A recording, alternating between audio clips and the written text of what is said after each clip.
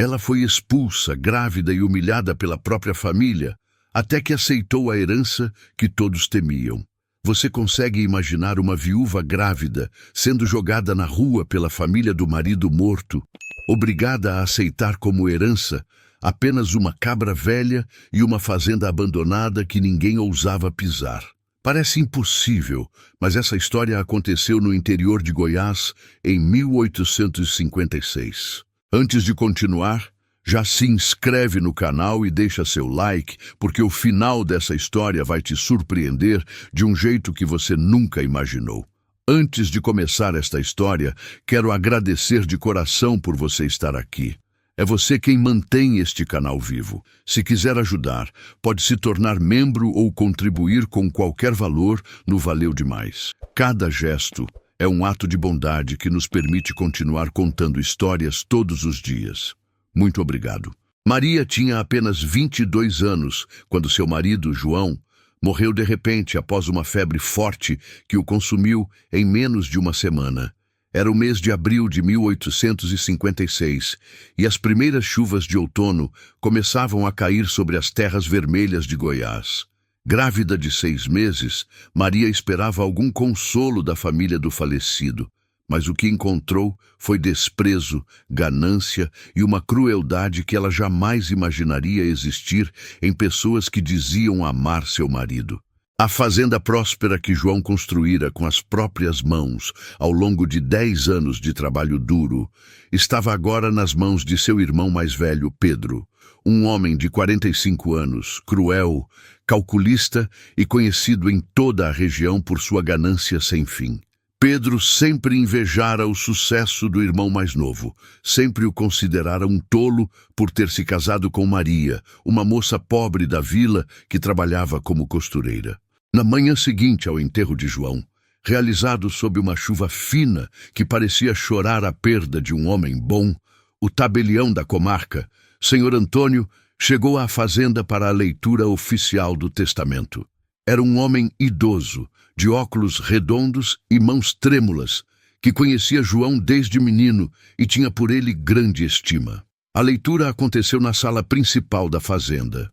Uma construção imponente, com paredes de pau a pique caiadas de branco e móveis de jacarandá trazidos do Rio de Janeiro. Pedro sentou-se na cadeira principal, aquela que antes pertencia a João, com um ar de dono absoluto. Ao seu lado estavam suas 2 irmãs, Ana e Rosa, ambas vestidas de negro, mas com olhos que brilhavam de interesse material, não de luto verdadeiro. Ana, a mais velha, tinha 50 anos e era casada com um comerciante falido de Goiânia. Seu rosto era duro, marcado por rugas de amargura e ressentimento. Rosa, de 38 anos, era solteira e vivia às custas dos irmãos. Uma mulher fútil e vaidosa, que gastava fortunas em vestidos importados e joias, que não condiziam com sua real situação. Maria estava sentada em um canto da sala, isolada dos outros, as mãos pousadas sobre o ventre, onde crescia o filho que João nunca conheceria. Seu vestido preto simples e seus olhos vermelhos de tanto chorar contrastavam com a frieza dos cunhados. O tabelião abriu o documento com solenidade, ajeitou os óculos e começou a ler com voz firme, apesar da idade. Eu, João, em pleno gozo de minhas faculdades mentais, declaro como minha última vontade o seguinte: a fazenda principal, com todas as suas terras cultivadas, animais de criação e benfeitorias, fica para meu irmão Pedro, para que continue o trabalho de nossa família. Pedro inclinou-se para trás na cadeira com um sorriso de satisfação. Ana e Rosa trocaram olhares de aprovação. O tabelião continuou. A voz agora um pouco mais hesitante para minhas irmãs Ana e Rosa: deixo a quantia de 2 contos de réis cada uma, a ser paga com os lucros da próxima colheita. As 2 mulheres se sentiram satisfeitas, mas sem grande entusiasmo. Esperavam mais. E para minha amada esposa Maria, o tabelião fez uma pausa, olhando para a jovem viúva com uma expressão de pena. Deixo a cabra Lua e a propriedade conhecida como Fazenda do Riacho, com todas as suas terras adjacentes, conforme a escritura anexa a este documento. O silêncio que caiu sobre a sala durou apenas 3 segundos antes de explodir em gargalhadas. Pedro bateu na mesa com tanta força que fez o tinteiro do tabelião pular. Suas gargalhadas eram altas, cruéis, cheias de escárnio. Uma cabra velha chamada Lua e a fazenda abandonada na beira do riacho, aquele pardieiro que está caindo aos pedaços há mais de 20 anos. Ana segurou o peito, rindo com uma risada estridente que ecoava pela sala. Meu Deus, João era mais tolo do que eu pensava. Aquela fazenda amaldiçoada, a cabra que nem leite dá mais. Que herança generosa! Rosa levantou-se e aproximou-se de Maria, com passos calculados, o vestido de seda preta farfalhando, e inclinou-se com um sorriso venenoso que mostrava todos os dentes. Você deveria agradecer, querida cunhada. Pelo menos não vai morrer de fome imediatamente. Talvez consiga vender a cabra por alguns tostões antes que ela caia morta. Quanto à fazenda, bem, se você tiver coragem de passar uma noite lá, o que eu duvido muito, pelo menos terá um teto sobre a cabeça. Um teto furado, é verdade, mas ainda assim um teto. Maria permaneceu em silêncio, as lágrimas escorrendo pelo rosto, mas sua mão segurava firme a carta que o tabelião lhe estendera. Era um envelope lacrado com o selo de cera de João, e nele estava escrito com a caligrafia familiar que ela tanto amava. Para Maria, meu único amor verdadeiro. O tabelião, claramente desconfortável com a situação, limpou a garganta. Senhor Pedro, o testamento é claro e foi devidamente registrado em cartório. A senhora Maria tem direito legal à propriedade mencionada. Pedro acenou com a mão, desdenhoso. Claro, claro, que fique com aquela ruína, quanto a cabra está no pasto dos fundos junto com os animais velhos, que não servem mais para nada. Pode levá-la quando quiser. Aliás, quanto mais cedo, melhor.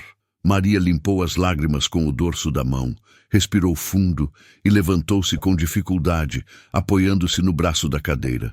Seu ventre de 6 meses tornava os movimentos pesados, mas ela manteve a dignidade. Eu aceito a herança, disse Maria, a voz trêmula, mas firme. Aceito a cabra Lua e a fazenda do riacho.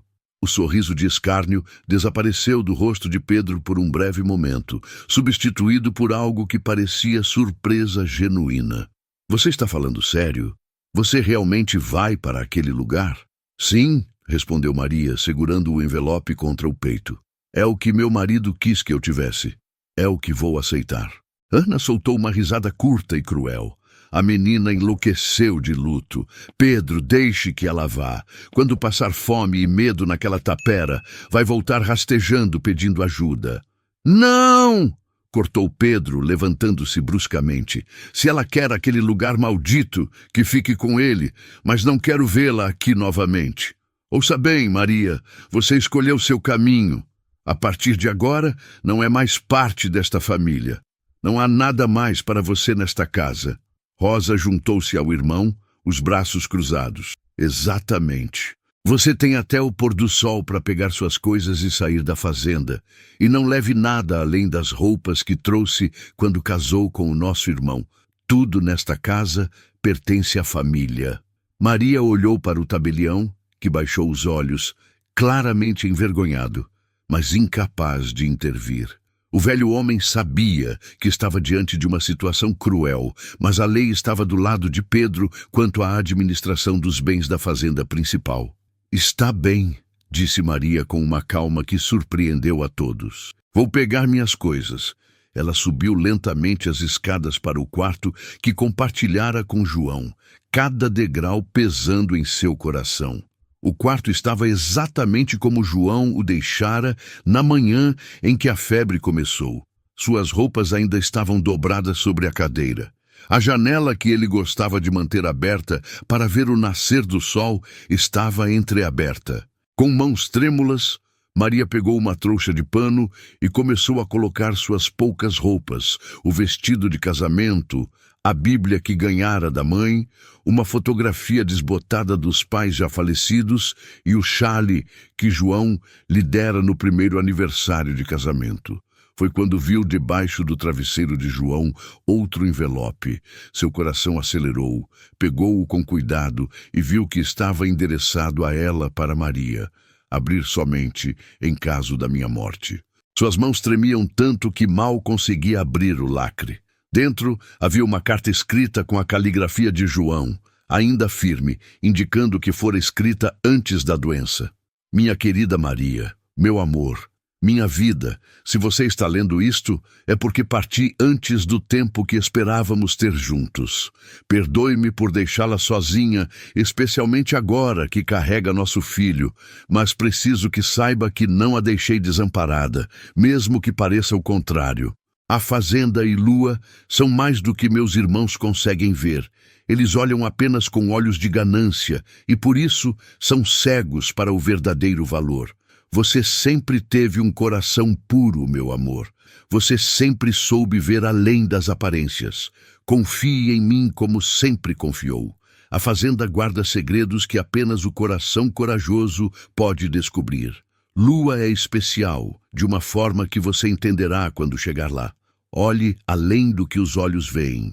Procure o que está escondido, não na superfície, mas nas profundezas. Manuel sabia. Eu descobri. Agora você descobrirá. Tenha fé, minha amada. Tenha coragem e saiba que, mesmo de onde estou, meu amor a protege. Seu para sempre, João. Maria leu a carta 3 vezes, as lágrimas borrando algumas palavras. Não entendia completamente o que João queria dizer, mas havia algo naquelas palavras que despertava uma fagulha de esperança em seu peito. Guardou a carta junto com a primeira, amarrou a trouxa e desceu as escadas pela última vez. Pedro estava esperando na porta, os braços cruzados, impaciente. Finalmente pensei que fosse passar a noite empacotando trapos. Vamos, saia logo. Tenho trabalho a fazer. Maria passou por ele sem dizer uma palavra, a cabeça erguida, apesar da dor. O tabelião ainda estava ali parado, ao lado de sua charrete, e aproximou-se dela. Senhora Maria, disse ele baixinho, lamento profundamente por tudo isto. João era um bom homem. Ele não merecia irmãos assim. Obrigada, senhor Antônio, respondeu Maria. O senhor pode me indicar onde fica o pasto dos fundos? Preciso buscar a cabra-lua. O velho tabelião apontou para além dos currais principais. Siga aquele caminho de terra por cerca de 15 minutos. Vai encontrar um cercado velho perto de um bosque de pequis. É lá que deixam os animais que não servem mais para o trabalho da fazenda. Maria agradeceu e seguiu caminhando. A trouxa pesada em seus ombros, o sol da tarde queimando forte. Apesar de ser outono, seus pés doíam, seu ventre pesava, mas ela continuou. Quando finalmente chegou ao cercado velho, encontrou 5 ou 6 cabras e bodes idosos pastando devagar em um capim ralo, mas uma se destacava das outras. Era uma cabra de pelos mesclados em tons de marrom e branco, com manchas grisalhas que denunciavam sua idade avançada. Seus olhos, porém, eram diferentes, límpidos, calmos, quase humanos em sua expressividade. Lua, chamou Maria suavemente. A cabra levantou a cabeça imediatamente e caminhou em direção a ela, com passos lentos, mas firmes. Quando chegou perto, baixou a cabeça e a encostou suavemente no ventre de Maria, como se soubesse da gravidez, como se quisesse cumprimentar o bebê. Maria sentiu as lágrimas voltarem, mas desta vez não eram apenas de tristeza. Havia algo reconfortante naquele animal, algo que transmitia paz. Então é você, sussurrou Maria, acariciando o focinho macio da cabra. Você é especial, não é? João sabia. Ele sempre soube. Havia uma corda velha pendurada na cerca. Maria a pegou e amarrou gentilmente ao redor do pescoço de Lua, que se deixou conduzir sem resistência. Vamos, menina. Vamos para nossa nova casa. Você e eu e este bebê que ainda vai nascer somos tudo o que restou do amor de João. A caminhada até a fazenda do riacho levou quase 2 horas. Maria teve que parar várias vezes para descansar, sentando-se em pedras à beira da estrada, enquanto Lua pastava pacientemente ao seu lado. A estrada de terra vermelha subia e descia colinas cobertas de capim-colonião e mata fechada. Cruzava riachos pequenos, onde Maria bebia água fresca e molhava o rosto. O sol já começava a se pôr quando ela finalmente avistou a fazenda e seu coração apertou. Era ainda pior do que imaginara, muito pior do que as descrições cruéis de Pedro e suas irmãs haviam sugerido.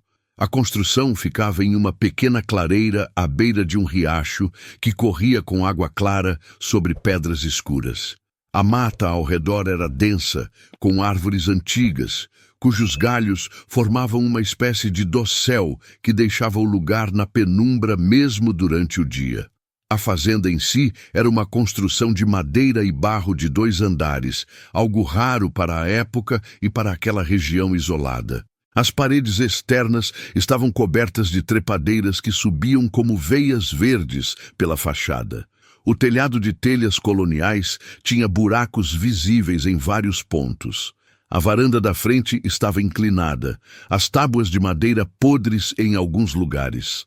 A cerca ao redor da propriedade havia apodrecido quase completamente, restando apenas alguns postes verticais, marcando onde antes havia uma divisão clara entre a propriedade e a mata. Mas o que mais impressionava era a atmosfera.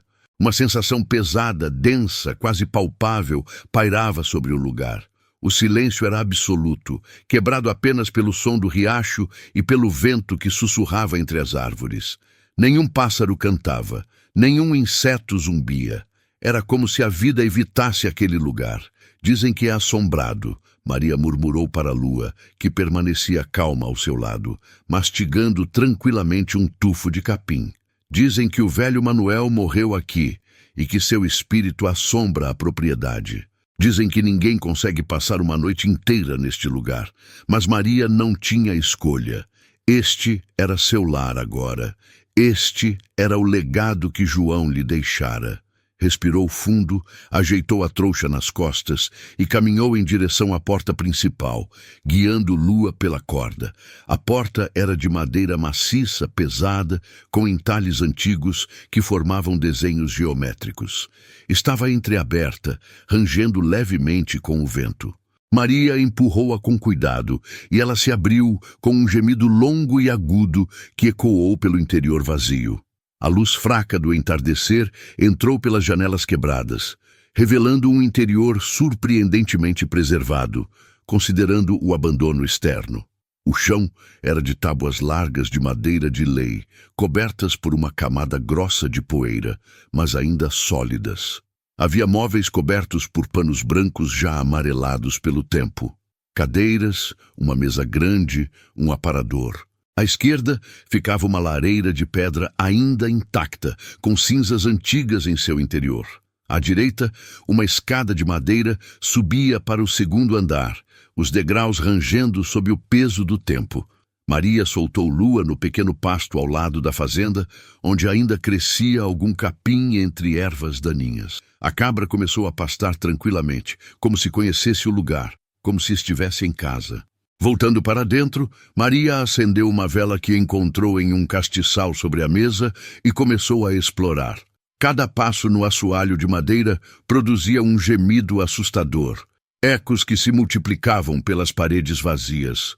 Na parte de trás da sala principal, havia uma cozinha pequena, com um fogão de lenha enferrujado, mas ainda utilizável. Havia pratos e panelas antigas nas prateleiras, todos cobertos de poeira. Uma bomba de água manual no canto sugeria que havia um poço. E, para sua surpresa, quando Maria acionou a alavanca, depois de alguns rangidos de protesto, água fresca começou a jorrar. Pelo menos não morreria de sede. Subindo as escadas com cuidado, testando cada degrau antes de colocar seu peso, Maria chegou ao 2º andar. Havia 3 cômodos pequenos, 2 quartos vazios, com janelas quebradas que davam para a mata, e um 3º quarto maior com uma janela que dava para o riacho. Foi neste 3º quarto que ela viu No centro havia um baú grande de madeira escura, com fechaduras de ferro trabalhado e um cadeado enferrujado. Estava coberto de poeira tão espessa que parecia um manto cinza. O coração de Maria bateu mais rápido. Aproximou-se devagar, a vela tremendo em sua mão. O baú era antigo, mas sólido, as ferragens ainda brilhando levemente sob a ferrugem. Tentou abrir, mas o cadeado não cedeu. Foi quando ouviu um rangido vindo de algum lugar do andar de cima. Maria congelou, a respiração presa na garganta. Ouviu de novo um rangido lento, deliberado, como se alguém estivesse caminhando em um dos quartos vazios. Seu primeiro instinto foi correr, descer as escadas e fugir daquele lugar amaldiçoado. Mas então, lembrou-se das palavras de João. Tenha fé, minha amada, tenha coragem. Respirou fundo, segurou a vela com mão firme e caminhou em direção ao som. O primeiro quarto vazio estava exatamente como antes. Nada se movera. O segundo também. Então percebeu. O rangido vinha do telhado, onde o vento fazia as telhas soltas baterem umas nas outras. Soltou o ar que prendera, quase rindo de si mesma. Estava tão assustada que qualquer som parecia uma assombração.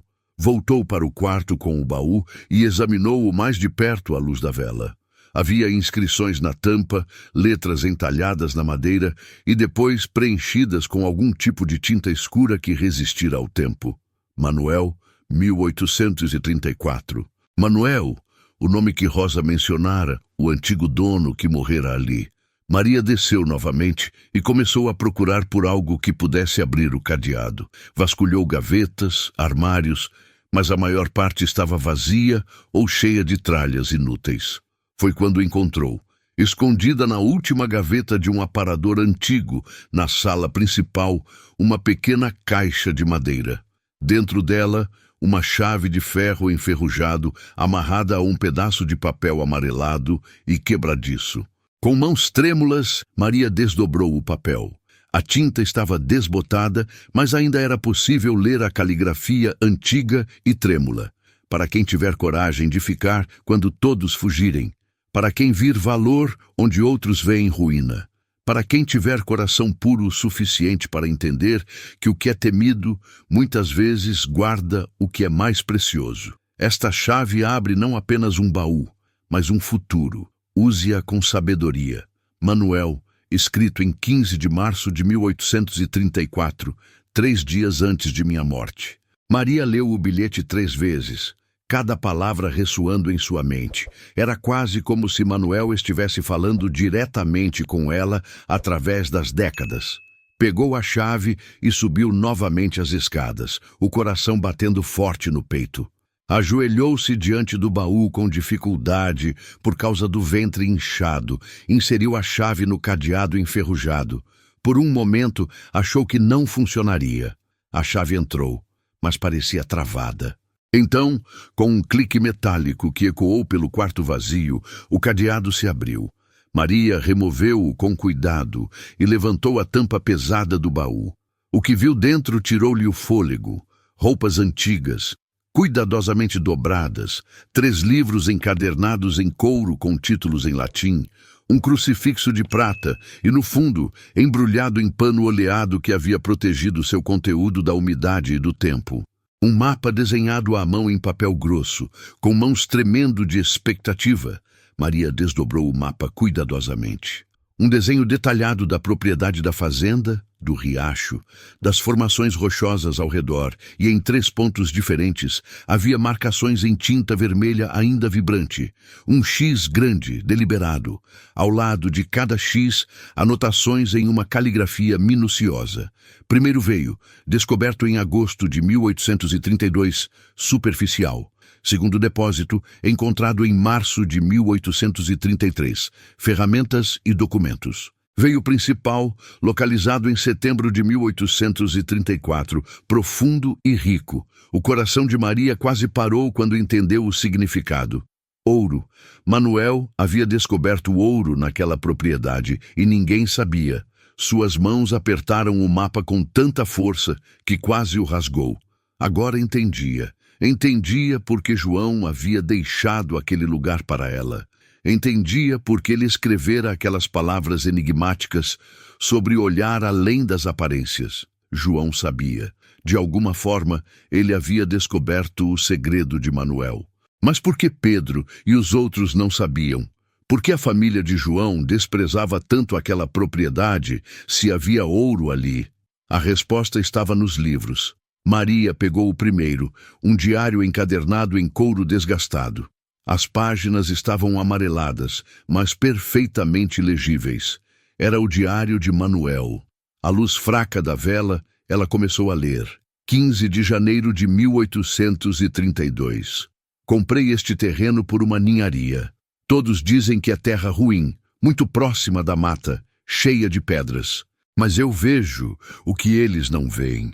O riacho que atravessa a propriedade vem das montanhas, e onde há montanha e água, pode haver ouro. Maria virou as páginas rapidamente, seus olhos voando sobre as entradas. 3 de agosto de 1832. Encontrei um pequeno veio na margem do riacho. Não é muito, mas é real. Ouro de verdade. Preciso ter cuidado. Se alguém descobrir, vão querer tomar minha terra. As entradas continuavam documentando as descobertas de Manuel, suas escavações cuidadosas, seus esforços para manter segredo. 20 de março de 1833. Escavei mais fundo. Encontrei um depósito maior a uns 50 metros do primeiro. A formação rochosa sugere que há mais, muito mais, mas preciso de tempo e discrição. Então, as entradas começaram a mudar de tom. 5 de junho de 1833. Meus vizinhos estão desconfiados. Perguntam por que fico tanto tempo sozinho na propriedade. Inventei uma história sobre estar criando um santuário para oração e meditação. Disse que o lugar é sagrado para mim. Alguns riem, outros me chamam de excêntrico. Perfeito. Quanto mais me acharem estranho, menos virão aqui. 12 de setembro de 1833. Espalhou-se um boato de que a fazenda é assombrada. Dizem ter visto luzes estranhas à noite. São apenas minhas lanternas enquanto trabalho. Mas não vou corrigir a história. Deixe que pensem o que quiserem. O medo os mantém longe. Maria percebeu a estratégia brilhante de Manuel. Ele próprio criara a lenda da fazenda assombrada para proteger seu segredo. 7 de setembro de 1834. Encontrei o veio principal. É magnífico. Uma formação que pode render fortuna por anos. Mas estou velho, cansado. Meu coração fraqueja. Sei que não viverei muito mais. Preciso proteger este lugar para quando eu partir. 10 de março de 1834. Tomei minha decisão. Não deixarei este tesouro para gananciosos. Escondi tudo, fiz um mapa, escrevi as instruções. Quem quer que herde esta propriedade no futuro, que seja alguém com coragem e coração puro. Deixei a chave onde apenas quem realmente explorar a fazenda a encontrará. Deixei pistas para quem tiver olhos para ver. A última entrada estava escrita com caligrafia trêmula, claramente de alguém muito doente. 18 de março de 1834. Sinto que meu fim se aproxima, meu coração mal bate, mas estou em paz. Protegi meu segredo, protegi minha descoberta. Que Deus abençoe quem quer que encontre isto, que seja alguém digno. Maria fechou o diário, lágrimas escorrendo pelo rosto. Manuel morrera 3 dias depois daquela entrada, exatamente como ele havia previsto. E durante todos esses anos, 22 anos, seu segredo permanecera intocado. Mas como João descobrira? A resposta estava no segundo livro do baú. Era um caderno mais moderno com a caligrafia de João.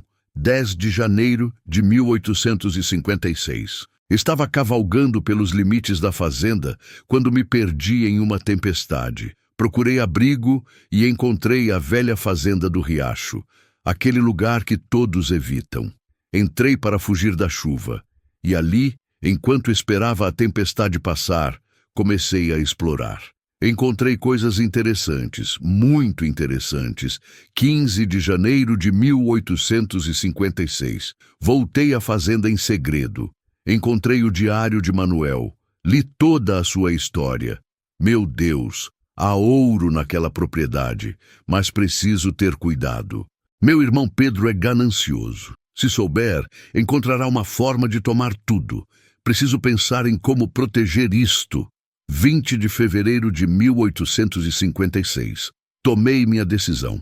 Vou incluir a fazenda no meu testamento. Vou deixá-la para Maria. Ela é a única pessoa em quem confio completamente.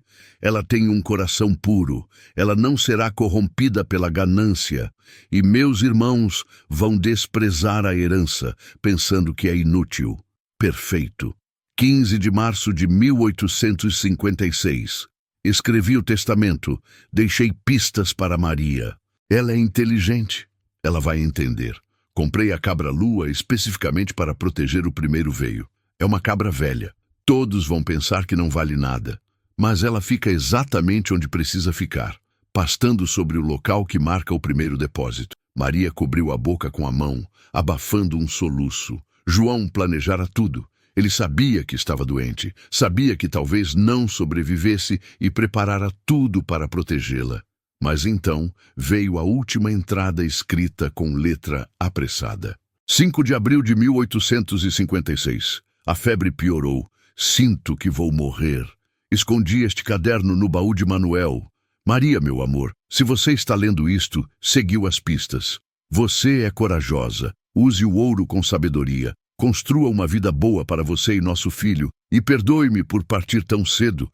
Amo você mais que a própria vida. Maria chorou ali, ajoelhada no chão do quarto vazio, o mapa e os diários espalhados ao seu redor. Chorou pela perda de João, pela revelação de seu amor e cuidado, pelo presente incrível que ele lhe deixara, mas também sentiu algo mais: determinação. João confiara nela, deixando um legado que mudaria sua vida e a vida do filho que carregava. Não podia desperdiçar isso. Limpou as lágrimas, dobrou o mapa cuidadosamente e o guardou junto com os diários em sua trouxa. Era tarde demais para explorar. Agora a noite já caíra completamente, mas pela manhã começaria. Desceu as escadas, arranjou um dos quartos do térreo, que fora a antiga despensa, ainda com algumas latas enferrujadas de alimentos preservados. Usou os panos que cobriam os móveis para fazer uma cama improvisada no chão. Antes de se deitar, saiu para verificar Lua. A cabra estava deitada tranquilamente no pasto, ruminando sob a luz da lua cheia que começava a nascer. Obrigada por proteger o segredo, menina, sussurrou Maria, acariciando o pelo macio da cabra. Agora entendo por que você é especial. Lua a olhou com aqueles olhos profundos e calmos, quase como se entendesse cada palavra. Naquela primeira noite na fazenda, Maria mal dormiu. Cada rangido da madeira velha, cada sussurro do vento nas árvores, cada som do riacho a deixava alerta, mas não era medo de assombrações, era a excitação da descoberta, a ansiedade pelo que o dia seguinte revelaria. Quando os primeiros raios de sol entraram pela janela quebrada, Maria já estava acordada. Comeu uma das últimas fatias de pão que trouxera e bebeu água fresca da bomba.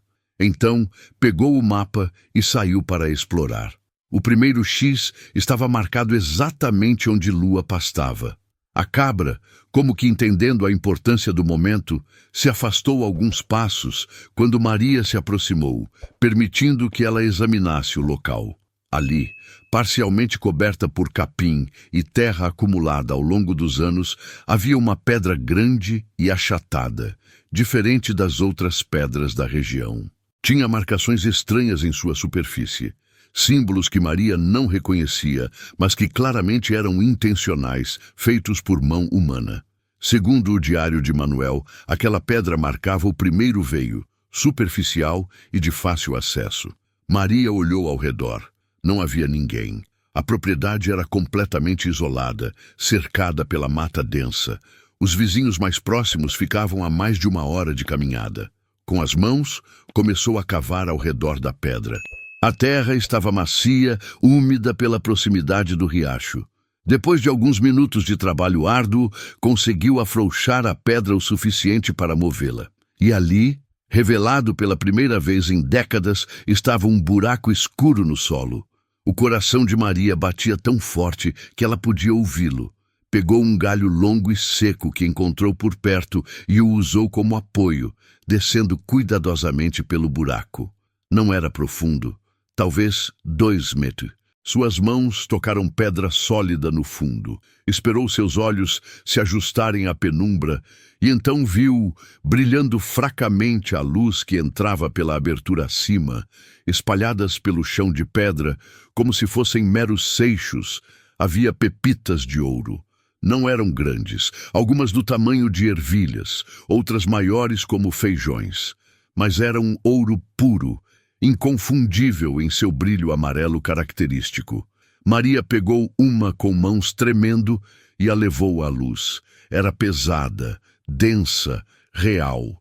Subiu do buraco com dificuldade, seu ventre grande, tornando os movimentos difíceis, mas conseguiu. Sentou-se no capim, a pepita de ouro apertada em sua mão, e chorou. Chorou de alívio, de gratidão, de saudade de João. Ele não a havia abandonado. Mesmo na morte, ele cuidara dela, mas tinha trabalho a fazer. Não podia simplesmente pegar todo o ouro e sair vendendo. Isso atrairia a atenção, despertaria suspeitas. Pedro ficaria sabendo, e se ficasse sabendo, encontraria uma forma de tirar tudo dela. Precisava ser inteligente, precisava de ajuda. Lembrou-se de algo que João mencionara em seu caderno. Um advogado em Goiânia, um homem chamado Dr. Francisco, conhecido por defender causas difíceis e enfrentar os poderosos. Mas Goiânia ficava a 3 dias de viagem e ela estava grávida de 6 meses. A viagem seria perigosa. Passou os dias seguintes explorando a propriedade, seguindo o mapa de Manuel. O segundo X levou a um depósito escondido em uma formação rochosa perto do riacho, onde Manuel havia guardado ferramentas de mineração primitivas e, mais importante, documentos. Eram escrituras antigas, registros de compra e venda e, surpreendentemente, um certificado de registro de descoberta mineral emitido pela coroa portuguesa em 1833. Manuel havia oficializado sua descoberta mais de forma discreta, registrando apenas uma pequena ocorrência de minerais, sem especificar a quantidade ou o valor real. Isso significava que a descoberta era legal, documentada, pertencia legitimamente ao dono da terra, pertencia a Maria.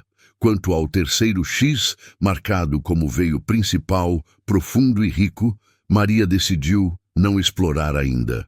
Segundo o mapa, ficava em uma área mais afastada, perto de um morro coberto de mata. Seria necessário escavação mais séria, ferramentas adequadas, tempo. Primeiro precisava garantir seus direitos legais sobre a propriedade. Depois, poderia pensar em como explorar o ouro de forma segura e discreta. 2 semanas se passaram. Maria limpou a fazenda o melhor que pôde, consertou o que era possível consertar sozinha, estabeleceu uma rotina. Lua pastava tranquila, quase como uma guardiã silenciosa. E Maria planejava. Foi então que Pedro apareceu. Era uma manhã de maio, o frio começando a apertar com a aproximação do inverno. Maria estava na varanda remendando uma das suas poucas roupas quando ouviu o som de cavalos. Seu coração disparou, levantou-se com dificuldade, o ventre agora enorme, de 7 meses, e viu Pedro cavalgando furiosamente em direção à fazenda, acompanhado por Ana, e 2 homens que ela não conhecia. Homens grandes com faces duras e armas presas aos cintos. Pedro desmontou com violência seus olhos vermelhos de raiva. "Você vai sair daqui agora!" gritou ele, apontando o dedo para Maria. "Esta fazenda pertence à família e uma mulher grávida não tem direito de ficar com propriedade de homem morto." Maria saiu para a varanda, segurando-se no corrimão de madeira velha para se equilibrar. Seu coração batia forte, mas manteve a voz firme. O tabelião leu o testamento, Pedro. "Esta propriedade é minha por direito legal. Está registrado em cartório." Ana desceu de sua montaria, o rosto contorcido em uma máscara de desprezo. "Testamento. Você acha que um papel velho significa alguma coisa?" Meu irmão estava doente, fora de si quando escreveu aquilo. Qualquer juiz vai anular essa aberração. Pedro deu um passo à frente ameaçador. Você tem duas opções, Maria. Sai agora por bem, ou meus homens vão te tirar à força e acredite, eles não vão ter a gentileza que eu estou tendo. Os dois homens armados desceram dos cavalos, as mãos pousadas sobre as armas.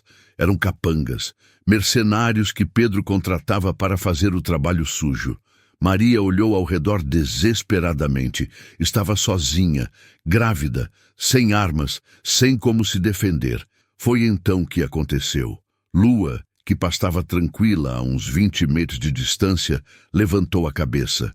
Seus olhos, antes calmos e doces, mudaram. Uma luz estranha brilhou neles, algo primitivo, quase selvagem. A cabra começou a caminhar lentamente em direção aos invasores, seus cascos pesados batendo no chão com um ritmo deliberado que parecia ecoar mais alto do que deveria. Um dos capangas apontou para o animal. Patrão, essa cabra tem algo errado com ela. Lua parou a poucos metros de Pedro e então, sem aviso, soltou um balido. Mas não era um balido comum de cabra. Era um som profundo, grave, que parecia vir das profundezas da terra. Um som que reverberava pelos ossos, que fazia o ar vibrar, que parecia carregar um peso sobrenatural. Os cavalos empinaram violentamente, os olhos arregalados de terror. Um deles derrubou o cavaleiro e saiu galopando descontrolado mata adentro. Os outros lutavam contra as rédeas, quase impossíveis de controlar. Ana gritou, sua voz estridente de pânico. É verdade, a fazenda é amaldiçoada, a cabra é um demônio. Pedro, vamos embora. Um dos capangas, homem grande e aparentemente corajoso, recuou visivelmente a mão tremendo sobre a arma. Senhor Pedro, eu não vou ficar aqui. Isso não é natural. Isso é coisa do diabo. Lua deu mais um passo à frente e desta vez a terra pareceu tremer levemente sob seus cascos. Pode ter sido imaginação, pode ter sido o medo, mas todos sentiram. Maria, tão assustada quanto os outros, mas decidida a aproveitar o momento, gritou com toda a força que conseguiu reunir. Vocês têm medo de um lugar que não entendem? Esta fazenda me foi dada por direito e forças que vocês não compreendem e o protegem. Vão embora agora e nunca mais voltem. Se voltarem, o que aconteceu hoje será nada comparado ao que enfrentarão. Pedro estava pálido, suando frio, apesar do clima ameno. Seus olhos iam de Maria para a lua e de volta. Pela primeira vez desde que Maria o conhecia, viu o medo genuíno no rosto do cunhado. Isso não vai ficar assim. Conseguiu gaguejar, mas já estava recuando, já estava puxando as rédeas de seu cavalo nervoso. Você vai se arrepender? Vou na justiça. Vou falar com o juiz. Fale! Gritou Maria, agora com confiança real na voz. Vá ao juiz, vá às autoridades. O testamento é legal, a propriedade é minha. E se você ou seus capangas voltarem aqui, não respondo pelo que pode acontecer. Ana já estava montando seu cavalo, chorando de medo. Pedro, pelo amor de Deus, vamos embora deste lugar amaldiçoado. Os capangas não precisaram de mais incentivo. Montaram rapidamente e começaram a se afastar. Os cavalos ainda nervosos, difíceis de controlar. Pedro foi o último a montar, lançando um olhar de ódio puro para Maria. Você vai pagar por isso. De um jeito ou de outro, vai pagar. Mas mesmo dizendo isso, ele estava partindo, galopando estrada afora, como se o próprio demônio o perseguisse. Quando o som dos cascos finalmente desapareceu na distância, Maria sentiu suas pernas fraquejarem. Sentou-se pesadamente nos degraus da varanda, o coração ainda disparado, as mãos tremendo. Lua caminhou até ela calmamente. Toda aquela energia selvagem desaparecida, como se nunca tivesse existido. A cabra baixou a cabeça e a encostou suavemente no ombro de Maria, um gesto quase humano de conforto. O que você é?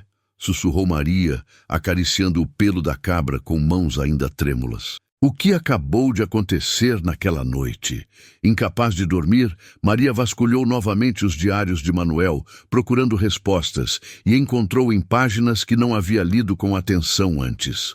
12 de julho de 1833, os índios goitacazes, que ainda vivem nas proximidades, me procuraram. Disseram que esta terra é sagrada para eles, que há espíritos antigos que a protegem. Achei que fosse superstição, mas me presentearam com uma cabrita. Disseram que é descendente de um animal especial, abençoado pelos espíritos da terra. Chamaram-na de Lua, porque nasceu sob um céu cheio de estrelas cadentes. Disseram que ela protegerá o que for precioso, afastará os que vierem com intenções ruins. Aceitei o presente com gratidão. A cabrita é mansa, de bons olhos, certamente não fará mal. 20 de agosto de 1833. A cabrita Lua é extraordinária.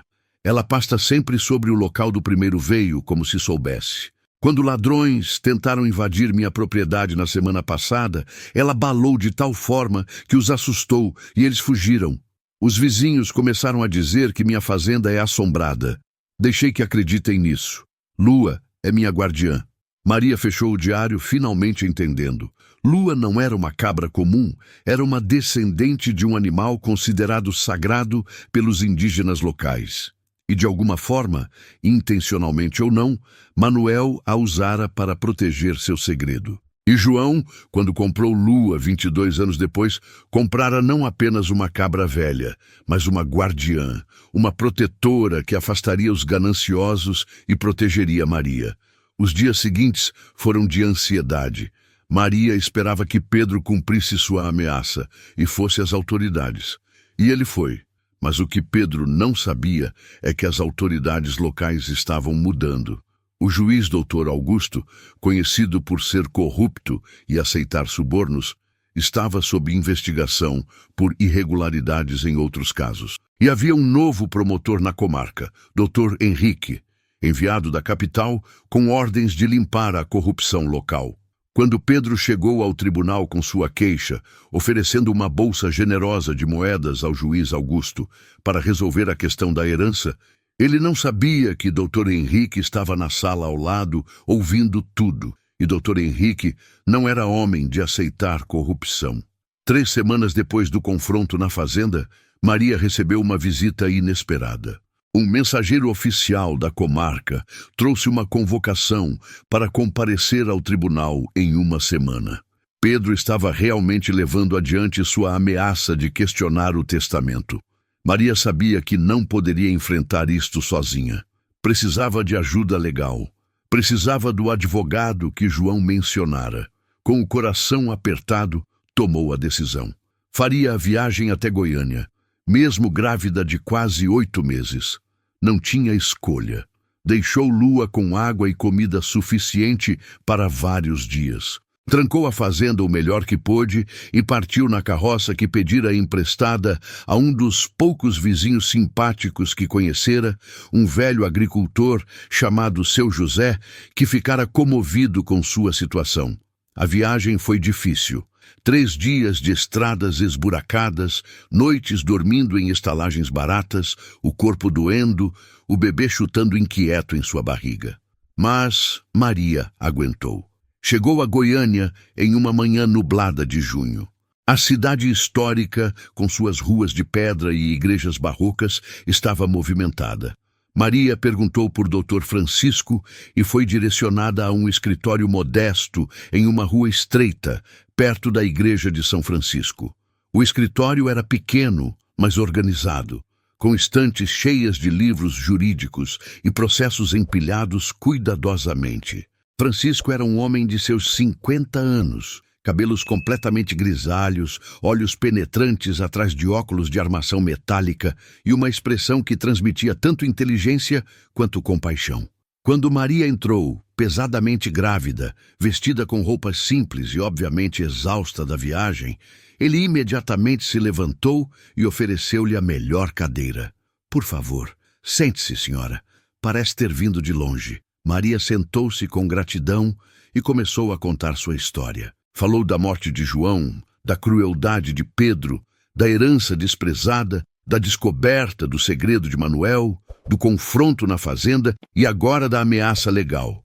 Dr. Francisco ouvia em silêncio, suas mãos entrelaçadas sob o queixo, os olhos fixos nela, com atenção total. Quando Maria terminou, quase meia hora depois, ele ficou em silêncio por um longo momento. Senhora Maria, disse ele finalmente, sua voz profunda e ponderada, o que a senhora está enfrentando é mais comum do que imagina. Homens poderosos com dinheiro e influência frequentemente tomam o que querem, e a lei, infelizmente, muitas vezes está do lado deles, ou pelo menos é facilmente manipulada a seu favor. O coração de Maria afundou. Era isso então? Não havia esperança? Mas Dr. Francisco continuou e um pequeno sorriso apareceu em seus lábios. Porém, há algo na sua história que me intriga e me dá esperança. Manuel. Eu conhecia esse nome. Há muito tempo, quando era jovem estudante de direito, ouvi falar dele. Era um homem justo, honesto, conhecido por ter descoberto o ouro, mas se recusara a explorá-lo de forma predatória, como tantos faziam. Dizem que ele morreu defendendo sua terra de invasores. Se o que a senhora me diz é verdade, se realmente tem os documentos que comprovam a descoberta mineral legalmente registrada, e se o testamento de seu marido é válido, então a senhora tem um caso forte. Mas Pedro tem dinheiro, disse Maria, a voz quebrando. Ele pode subornar juízes, contratar os melhores advogados. Pode, concordou o Dr. Francisco, mas nem todo juiz é corrupto e nem toda a batalha jurídica é vencida pelo que tem mais dinheiro. Às vezes, especialmente quando há atenção pública, quando há pressão social, a justiça pode prevalecer. Ele se levantou e começou a andar pelo escritório. Aqui está o que vou propor, senhora Maria. Vou aceitar seu caso. Não apenas vou defender seu direito à herança, mas vou fazer mais. Vou denunciar publicamente a tentativa de corrupção de Pedro. Tenho contatos em jornais aqui em Goiânia e na capital. Vou transformar seu caso em um símbolo. Um símbolo? Perguntou Maria, confusa. Sim, a viúva honesta e grávida contra o cunhado ganancioso e corrupto. O testamento de um homem honrado sendo contestado por um homem desonesto. Os poderosos tentando esmagar a vulnerável. O público vai amar essa história. E quando o público estiver prestando atenção, os juízes corruptos pensam 2 vezes antes de aceitar subornos. Maria sentiu uma faísca de esperança. O senhor acha que podemos vencer? Dr. Francisco parou e a olhou com seriedade. Não vou mentir para a senhora. Será difícil. Pedro tem influência, mas se a senhora confiar em mim, se seguir minha estratégia exatamente como eu orientar, acredito que temos uma chance real, uma boa chance. Eu confio, disse Maria sem hesitação. Faça o que for necessário. Dr. Francisco sorriu, um sorriso genuíno que iluminou seu rosto sério. Então, vamos à guerra, senhora Maria, e vamos vencer. Os meses seguintes foram de preparação intensa. Dr. Francisco trabalhou incansavelmente, preparando a defesa legal, coletando testemunhas, verificando cada documento. Ele descobriu que o testamento de João era absolutamente válido, registrado apropriadamente, sem nenhuma irregularidade. Mais importante, ele obteve cópias dos registros minerais de Manuel, confirmando que a descoberta de ouro fora legalmente documentada em 1833, com todos os impostos devidos pagos à coroa na época, e ele fez exatamente o que prometeu, transformou o caso em notícia. Artigos começaram a aparecer nos jornais de Goiânia, depois nos da capital. Viúva grávida luta por herança contra cunhado ganancioso. Testamento de homem honrado, contestado por família cruel. Justiça será feita. O dinheiro prevalecerá. A opinião pública começou a se formar. Maria tornou-se uma figura simpática, uma vítima que despertava compaixão. Pedro, ao contrário, era pintado como o vilão ganancioso. Quando Pedro tentou subornar o juiz Augusto para anular o testamento, Dr. Francisco já havia plantado informantes. A tentativa de suborno foi documentada, testemunhada e levada ao conhecimento do promotor Dr. Henrique. O escândalo foi imenso. O julgamento foi marcado para setembro de 1856, 3 meses depois que Maria procurara Dr. Francisco. Ela deu à luz em agosto, um menino saudável e forte que chamou de João, exatamente como planejara. O parto foi difícil, realizado em uma casa modesta em Goiânia, onde Dr. Francisco arranjara a acomodação para ela. Uma parteira experiente a assistiu, e apesar do medo e da dor, Maria deu à luz seu filho com segurança. Quando segurou o bebê pela primeira vez, olhando para aquele rostinho que se parecia tanto com João, Maria chorou. Chorou de alegria, de saudade, de determinação renovada. Seu pai te amava muito, sussurrou para o bebê adormecido. E eu vou lutar por você. Vou garantir que você tenha o futuro que ele quis para nós. O julgamento aconteceu em uma audiência pública que atraiu moradores de toda a comarca. A sala do tribunal estava lotada, pessoas em pé nos cantos olhando pelas janelas. A imprensa estava lá, jornalistas com cadernos prontos para registrar cada palavra. Maria, ainda se recuperando do parto, mas determinada, sentou-se ao lado de Dr. Francisco. Ela usava um vestido preto simples, mas digno. O bebê João nos braços, dormindo tranquilamente, apesar do burburinho ao redor. Do outro lado da sala estavam Pedro e suas irmãs, acompanhados por 2 advogados bem vestidos, contratados com o dinheiro da fazenda. Pedro tentava parecer confiante, mas Maria podia ver o nervosismo em seus olhos. E ao lado deles, visivelmente desconfortável, estava o juiz Augusto, que fora mantido no caso, apesar do escândalo, mas agora estava sob vigilância estrita do promotor Dr. Henrique, o juiz responsável pela decisão final. Porém, não seria Augusto.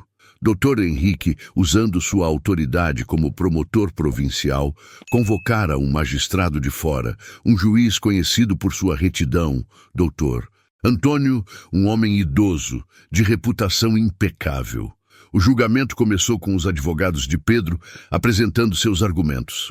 Alegavam que João estava mentalmente perturbado quando escreveu o testamento, que uma mulher não tinha capacidade de administrar propriedade rural, que o testamento era fruto de sentimentalismo doentio e inadequado para um homem de negócio. Falaram por quase 1 hora, citando leis antigas, precedentes obscuros, tentando criar uma base legal para anular o testamento. Quando terminaram, Dr. Francisco se levantou. Ele não usava as roupas extravagantes dos outros advogados. Usava um terno simples, escuro, que transmitia seriedade sem ostentação. E começou a falar. Sua voz era clara, forte e carregada de convicção. Excelência, senhores jurados, público presente, este caso não é sobre competência mental, não é sobre capacidade de administração. Este caso é sobre ganância, crueldade e a tentativa de homens poderosos de tomar o que não lhes pertence. Ele pegou o testamento e o ergueu para que todos vissem. Este documento foi registrado em cartório 3 meses antes da morte de João. Foi escrito por um homem em pleno gozo de suas faculdades mentais. Um homem que estava planejando o futuro, protegendo sua esposa e o filho que ainda estava por nascer. O tabelião que registrou este documento, Sr. Antônio, está aqui presente e confirmará a validade absoluta deste testamento. O velho tabelião, sentado entre o público, assentiu gravemente. Doutor, Francisco continuou agora pegando os documentos de Manuel, mas há mais. A propriedade conhecida como Fazenda do Riacho não é a ruína sem valor que os querelantes tentam fazer parecer. É uma propriedade legalmente registrada, com descoberta mineral documentada e aprovada pela coroa portuguesa em 1833.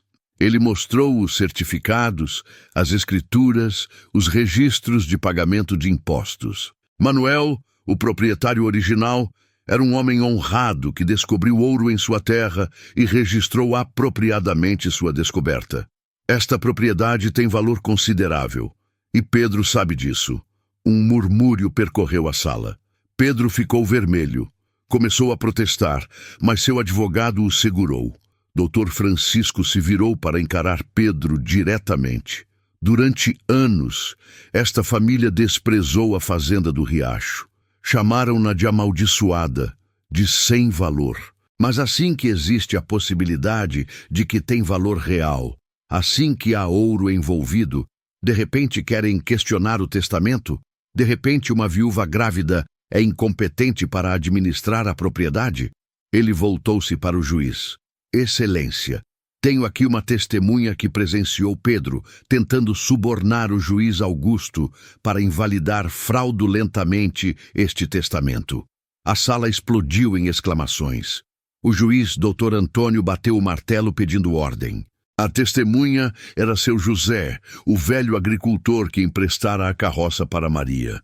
Ele se levantou nervoso, mas decidido. Eu vi. Sim, senhor. Estava passando pela casa do juiz Augusto quando vi Pedro entrando com uma bolsa que tilintava de moedas. Fiquei curioso. Me aproximei da janela, ouvi ele dizendo que precisava que o testamento fosse anulado, que a mulher precisava ser removida da propriedade. Ouvi o juiz rindo e dizendo que tinha um preço. O juiz Augusto ficou lívido. Começou a gritar que era mentira. Mas Dr. Henrique, o promotor, já estava de pé. Excelência, baseado neste depoimento e em outras evidências que coletei, abrirei processo formal contra o Dr. Augusto por corrupção, tráfico de influência e tentativa de fraude jurídica. O tribunal virou um caos. Jornalistas escreviam furiosamente. O público gritava opiniões. Pedro estava de pé, vermelho de raiva, seus advogados tentando acalmá-lo.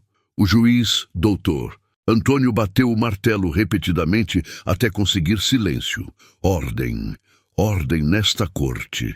Quando finalmente todos se acalmaram, o velho juiz olhou ao redor com uma expressão severa. Ouvi os argumentos de ambas as partes. Examinei os documentos apresentados e a decisão desta corte é clara. Ele pegou o martelo e falou com voz trovejante que ecoou pela sala. O testamento de João é válido, legal e será respeitado integralmente. A propriedade conhecida como Fazenda do Riacho, com todas as suas terras, benfeitorias e direitos minerários, pertence por direito absoluto e irrevogável à senhora Maria. A sala explodiu em aplausos. Maria sentiu as lágrimas escorrendo pelo rosto. Apertou o bebê contra o peito. Dr. Francisco colocou uma mão gentil em seu ombro. O juiz continuou, a voz agora ainda mais severa. Além disso, ordeno investigação formal e imediata contra o doutor Augusto, pelas acusações de corrupção apresentadas, e advirto, Sr. Pedro, que qualquer tentativa adicional de assediar, ameaçar ou prejudicar a Sra. Maria será tratada como desacato a esta corte e resultará em penalidades criminais. Pedro estava derrotado. Seus advogados já estavam recolhendo os papéis prontos para partir. Ele lançou um último olhar de ódio para Maria, mas ela o encontrou com firmeza, sem medo. Quando saiu do tribunal, carregando seu filho nos braços, rodeada por jornalistas que queriam sua história, Maria sentiu algo que não sentia desde que João morrera: esperança verdadeira. A viagem de volta à fazenda foi triunfal. Quando chegou, Lua estava esperando, como sempre, pastando tranquilamente sobre o primeiro veio de ouro. A cabra ergueu a cabeça e pareceu de alguma forma sorrir. Conseguimos, Lua, disse Maria, acariciando a cabra enquanto segurava o bebê. Vencemos. Os meses seguintes foram de trabalho árduo, mas gratificante. Com a ajuda de Dr. Francisco, Maria contratou um geólogo discreto de Goiânia para avaliar os veios de ouro. O homem ficou impressionado com a qualidade e quantidade do minério. Senhora, isto aqui pode render fortuna por décadas, se explorado corretamente, disse ele. Maria, porém, tinha outros planos. Não queria construir sua fortuna da forma predatória, como tantos faziam, usando o trabalho escravo ou condições desumanas. Ela começou devagar, contratando trabalhadores livres, pagando salários justos, que eram o dobro do que se pagava normalmente na região. Comprou ferramentas adequadas, construiu estruturas seguras para a mineração. A notícia se espalhou. Trabalhadores honestos, incluindo muitos homens libertos que buscavam oportunidades dignas, começaram a aparecer procurando emprego. Maria transformou a velha fazenda, consertou o telhado, as paredes, a estrutura. O lugar que antes era temido e evitado tornou-se um exemplo de trabalho justo e prosperidade compartilhada. Com os primeiros lucros da mineração, ela não comprou luxos para si mesma. Construiu uma escola pequena na propriedade para os filhos dos trabalhadores. Contratou uma professora de Goiânia. Estabeleceu uma enfermaria básica para cuidar dos trabalhadores doentes ou feridos. A comunidade ao redor começou a mudar sua opinião. A fazenda amaldiçoada tornou-se um lugar de esperança, um exemplo de que era possível prosperar sem crueldade. Pedro, por outro lado, viu sua fortuna e reputação desmoronarem. O escândalo de corrupção manchou seu nome. Muitos de seus trabalhadores, sabendo que Maria pagava melhor e tratava com dignidade, deixaram a fazenda dele. A produção caiu, dívidas se acumularam. 3 anos depois do julgamento, a fazenda de Pedro foi a leilão por dívidas não pagas. Ironicamente, Maria teve fundos para comprá-la, mas não o fez por vingança. Permitiu que um consórcio de pequenos agricultores a comprasse, dividindo as terras em propriedades menores e mais produtivas. Quanto ao juiz Augusto, foi afastado de suas funções e eventualmente preso por corrupção. Sua carreira terminou em desgraça. Lua viveu por mais 10 anos após o julgamento, pastando tranquilamente sobre o primeiro veio de ouro, como sempre fizera. Quando morreu já muito velha, aos 28 anos, uma idade extraordinária para uma cabra, Maria a enterrou com honras no local onde sempre pastara. Plantou uma goiabeira sobre o túmulo e anos depois, aquela árvore se tornou a maior e mais frondosa de toda a região. Seus frutos, os mais doces. O pequeno João cresceu forte e saudável.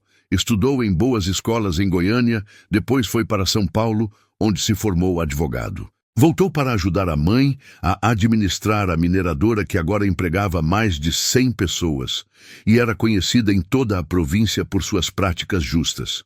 Maria nunca se casou novamente. Quando perguntavam por quê, ela sorria e dizia: "Tive o amor da minha vida." Alguns têm essa sorte uma vez e é mais do que suficiente. Dr. Francisco tornou-se um amigo próximo da família, visitando frequentemente a fazenda, agora transformada em uma bela propriedade, com jardins e construções sólidas. Ele viveu para ver o jovem João se formar advogado e morreu aos 75 anos, sabendo que ajudara a mudar uma vida. Anos se passaram. O Brasil mudou. A escravidão foi abolida em 1888 e a mineradora de Maria já estava há muito tempo na vanguarda, empregando apenas trabalhadores livres e bem pagos. Quando Maria tinha 60 anos, seu filho João, agora um advogado respeitado e membro da Assembleia Provincial, organizou uma celebração em sua homenagem. Reuniu trabalhadores atuais e antigos, famílias que estudaram na escola que ela construíra, pessoas cujas vidas foram tocadas por sua bondade. Naquela noite, sentada em uma cadeira de balanço, na varanda da fazenda completamente renovada, olhando o riacho que ainda corria tranquilo, Maria refletiu sobre sua jornada. Seu filho se aproximou e sentou-se ao seu lado. "Mãe", disse ele, "muitas pessoas me perguntam como você teve coragem. Como conseguiu enfrentar tudo sozinha, grávida, sem dinheiro, contra homens poderosos?" Maria olhou para onde Lua costumava pastar, para a goiabeira que crescera sobre seu túmulo, agora imensa e carregada de frutos. "Meu filho", disse ela com voz serena, olhando para as estrelas que começavam a aparecer no céu. "A coragem não é a ausência do medo. É fazer o que precisa ser feito, mesmo quando tudo parece perdido, mesmo quando você está sozinha, mesmo quando o mundo inteiro parece estar contra você. Seu pai me ensinou isso quando me deixou uma herança que todos desprezavam. Ele sabia que eu teria força para olhar além das aparências, para ver o valor real onde outros viam apenas ruína. E a cabra-lua? Perguntou o jovem João. Por que ela era tão especial? O que realmente aconteceu naquele dia quando o tio Pedro veio expulsá-la?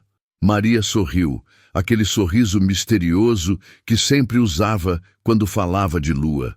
Há coisas neste mundo, meu filho, que não podem ser explicadas apenas pela razão. Os antigos indígenas que viviam nestas terras sabiam de coisas que nós esquecemos. Eles entendiam que alguns lugares são especiais, sagrados, que alguns animais carregam algo além do comum. Lua ficou quando todos fugiram. Ela protegeu o que era precioso. Às vezes, o que parece velho e sem valor guarda a maior sabedoria e a maior força.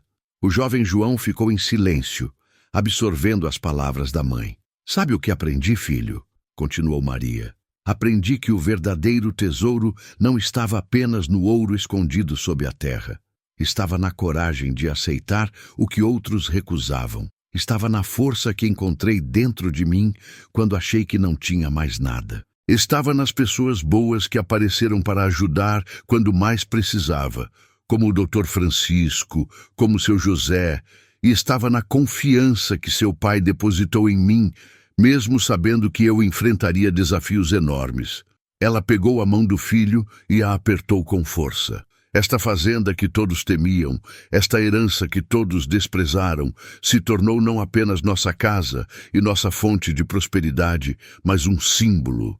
Símbolo de que quando você age com coragem e integridade, quando você trata as pessoas com dignidade, quando você não deixa que o medo ou a crueldade dos outros determinem seu caminho, você pode transformar ruínas em jardins, desprezo em respeito, medo em esperança. O jovem João abraçou a mãe emocionado. Você é a mulher mais corajosa que conheço, mãe. Maria sorriu, as lágrimas brilhando em seus olhos à luz das estrelas.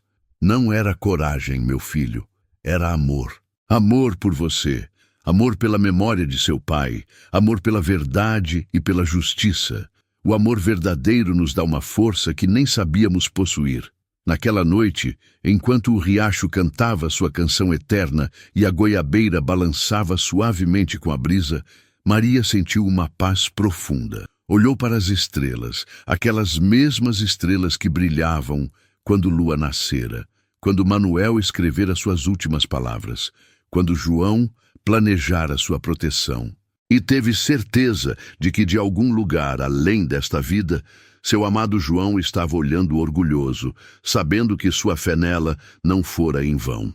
E assim termina a história de Maria, a viúva que teve coragem de aceitar o que todos temiam.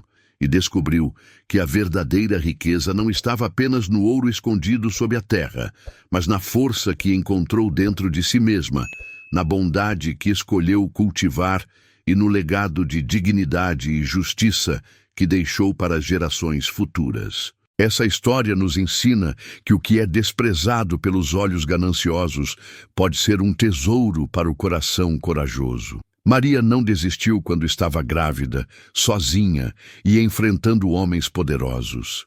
Ela confiou nas últimas palavras do marido e teve a coragem de olhar além das aparências. Ela transformou o medo em determinação, a injustiça em justiça e a crueldade em compaixão.